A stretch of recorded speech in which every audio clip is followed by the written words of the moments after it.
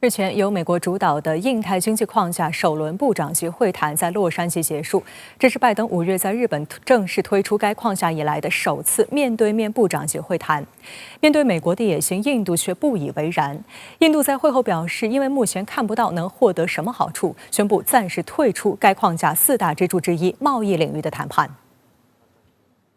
印太经济框架 IPEF 的参与方包括美国、澳大利亚、新西兰、印度、日本、韩国、东南亚7个国家和斐济。用美国的话说 ，IPEF 的14个合作伙伴占全球国内生产总值的40%，占全球商品和服务贸易的28%。值得一提的是，7个东盟国家全都是区域全面经济伙伴关系协定的成员国。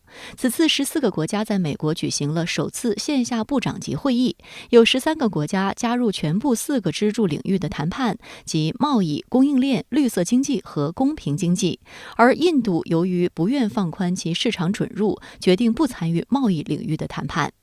印度商业和工业部长戈亚尔解释称，印度之所以不愿意进入所谓印太联盟的贸易支柱谈判，是因为还没有看到各国将从贸易方面获得什么好处，同时不确定在环境等方面是否会歧视发展中国家。 On one pillar, which deals primarily with trade, the contours of the framework, particularly any commitments required on environment, labor, the digital trade, public procurement, are certain areas in which a broader consensus has yet to emerge amongst all the nations.印度为什么不加入 IPEF 的贸易谈判？有分析人士认为，所谓的合作其实就是美国利用其庞大市场提供有案外包，或者说订单合同，让 IPEF 其他创始成员国成为打工者，减少对中国制造的依赖。但这一方案与印度政府的雄心并不吻合。莫迪政府的蓝图是打造印度制造成为全球制造业和供应链的中心，而不是一个外包方。与此同时，印度显然也做不到 IPEF 贸易领域制定的各种高标准，这些标准只会削弱印度的产品竞争力。观察进一步指出，印度参加 IPEF 谈判是奔着其中供应链这一支柱而去，通过谈判获得 IPEF 供应链支柱里的芯片制程技术，以实现弯道超车才是印度的目标所在。深圳卫视还注意到，8月15号，印度总理莫迪在独立日讲话中表示，要在2047年印度庆祝独立100周年时，使其成为发达国家。印度外交部长苏杰生随后在到访泰国期间发表了题为《印度的印度太平洋愿景》的演讲。也就是说，在所谓的印太战略上，印度有自己的谋略。目前，印度已经超越前宗主国英国，成为世界第5大经济体。这2年涌现独角兽最多的国家也是印度。2021年全年，印度产生了44家独角兽企业。2022年上半年过去，印度又跑出了20家独角兽企业，而这一指标代表着经济活力。这样的印度显然不愿意成为美国印太战略的工具。美国他的做法呢比较强势。而且呢，他是把这个 IPEF 呢当成一个对抗中国的一个工具。那其他这些国家是不是真的有这么强烈的跟美国的共同愿望跟利益？这里面可能就会产生非常重大的疑问。他们要的是实力，就是说你实际上你可以给我些什么样的好处，而不是替美国当炮灰来对抗中国。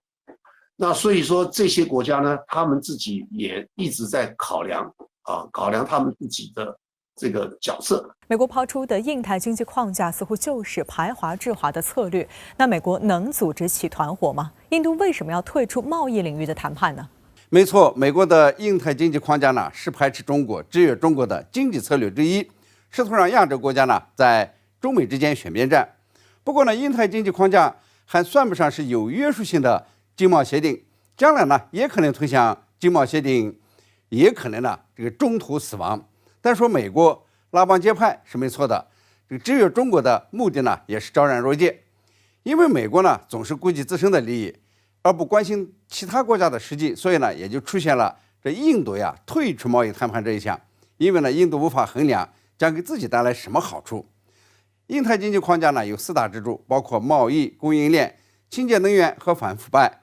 这都是按照美国的要求设立的，但是呢，这个不包括美国市场准入。换句话说呢，就是要成员呢按照美国的规则行事，但是美国呢不给什么好处。所以呢，在洛杉矶举行的部长级会谈中呢，印度呢首先撤退，并说呢是经过深思熟虑、合乎逻辑的决定。这也说明呢，美国要发展程度不同的国家去遵守美国的高标准，不仅不现实，甚至有点七行八尺的这种味道。而印度退出呢，似乎也预示了这印太经济框架很可能呢就成了烂尾工程。那么在洛杉矶举行的这个首轮部长级会谈结束以后呢，这个美国商务部长雷蒙多坦诚，成员国未能就何时完成4个支柱谈判达成共识。可见呢，美国与其他成员国在市场准入、关税减免和贸易自由化等问题上存在比较大的分歧。谈判呢是启动了，但是呢没多大进展，意味着呢其他国家呢不想上美国的贼船。好，谢谢陈斌先生在线和我们分享您的观点，谢谢。